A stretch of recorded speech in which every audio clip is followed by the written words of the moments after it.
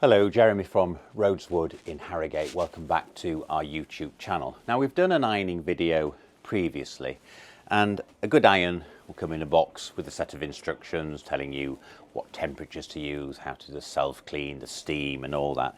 But ironing boards don't come with any instructions. And a few people in the last video said, oh, you should turn your ironing board round, you'll get more of the shirt done. But this bit here, for me, is vital in ironing a shirt, and I'll show you what I mean through the video. So I iron my shirts in a particular way. Now, there were many comments in the last video saying you've done that all wrong and the order's wrong and it must be this way. Well, that's great while you're watching an ironing video. This is the way that I do it, and for me the important thing, the visual on a shirt, is the collar, the fronts and the cuff. The rest of it's covered by a jacket. Still important. So I do the collar twice, and I always start with the collar, the underneath, moving the iron to the middle, good jet of steam, then I flip it over and again into the middle as such. Now that's going to get done again at the end. The yoke, and you can do the inside first, which is the old Hilditch and Key way. I'm going to skip that today. And now you can see this point, it's so important. This is a handmade shirt, but you can get that nice and flat and then spin it around for the other side.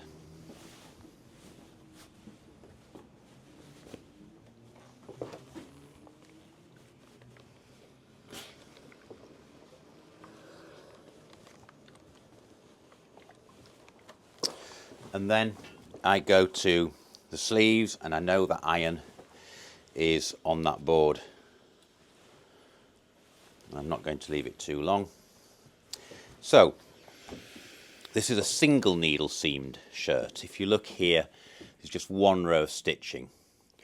Generally, more economical shirts have what's called twin needle seams, but this is single needle seams, and the sleeve seam is offset to the body seam. If you look there, there's about 3/4 of an inch difference. Easier to iron, more movement in the shirt. So I've stretched that out and pull the seam. So I say, show it who's boss. Smooth that out. Now the pleats in the cuffs are there for a reason, to make it more comfortable about the wrist. And then flip that over the other side.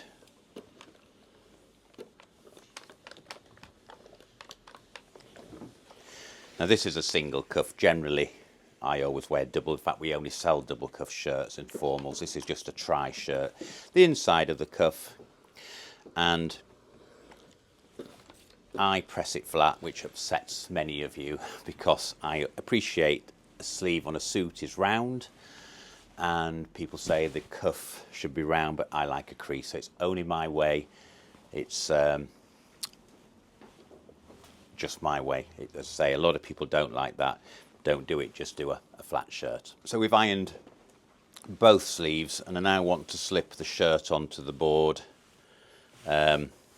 And again, this point I'm going to pull reasonably tight against it.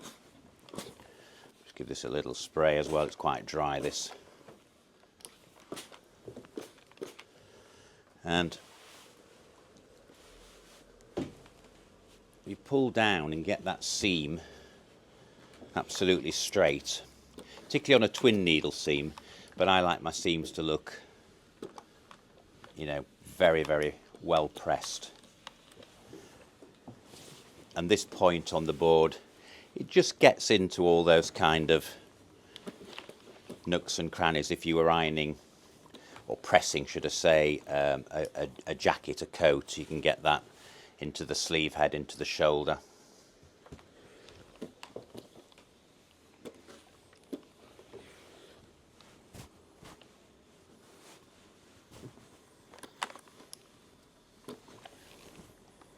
And you can see now this front here hasn't been ironed, but I'm pulling on that to stretch out that seam and get a really nice clean line.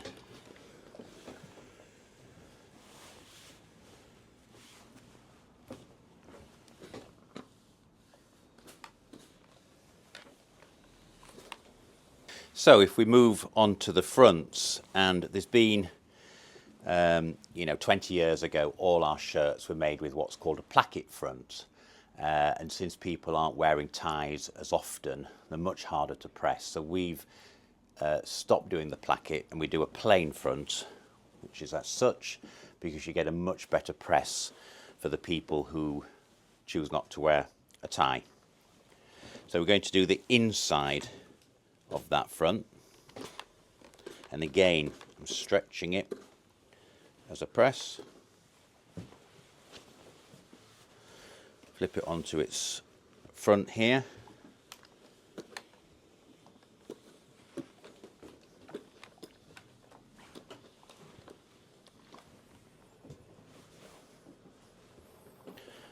using the front of this board to stretch out that side and the shoulder seam.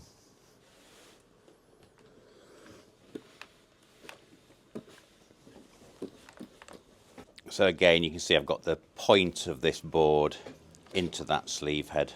I like the seams to be nice. And on the most irons you've got something called a button glide, which allows you to get the iron in between the buttons. It's a groove cut into the iron. And then we're more or less finished, but I always do the collar again because I say this is the most important thing. Into the middle, flip it over, stretch it out, and then flip the collar over, and I put my knee, because in a shirt factory there's usually something that shape that goes into the collar, and I push that collar round and button it up and slip it onto a hanger. It says button it up and it takes 5 minutes to do. There we are. Give you a very nice crisp collar. And if you've watched our tie videos, you'll see that we never lift the collar when it's been pressed, because you've got a beautifully pressed sharp collar and you don't want to break it. So here we are, finished. All of the buttonholes are vertical on the shirt, apart from the top one and the bottom one, which are always done horizontally on a good shirt, always on the top.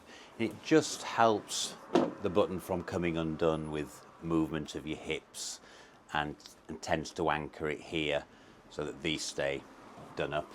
And as I say, also on the top, because of the movement is horizontal as it is with your hips, the buttonholes is cut horizontal, the rest are vertical. So thank you for watching. I hope that's helpful. And as I say, this part for me super important. There aren't any instructions that come with an ironing board, but that's to get into the size and the yoke of the shirt and to stretch it round so you can get a good press. Hope you enjoyed. Many thanks for watching, and I hope you like and subscribe.